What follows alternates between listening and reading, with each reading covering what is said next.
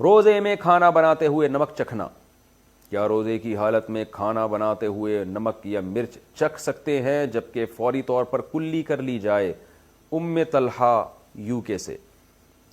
मकरूह अमल है, नापसंदीदा अमल है, लेकिन अगर खाने के ख़राब होने का, बेड़ा गर्क होने का ख़तरा है कि मियाँ साहब को गुस्सा आ जाएगा, उनका मीटर घूम जाएगा, बच्चे प्लेटें उठा उठा के फेंकना शुरू कर देंगे, अम्मी ये क्या कर दिया आपने, हलवा ऐसा बनाया उसमें तो चीनी नहीं है, चीनी के बजाय नमक डाल दिया आपने, या नमक बहुत कम डाल दिया जाता है तो भी जायका ख़राब हो जाता है।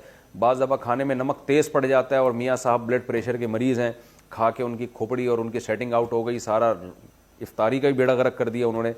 ऐसा ख़तरा अगर मौजूद हो तो फिर खातून नमक चख सकती हैं। तो खाना पकाते हुए थोड़ा सा मुंह पे ज़बान पे रख के फ़ौरन थूक दें और अच्छी तरह कुल्ली कर लें, तो इसकी गुंजाइश है।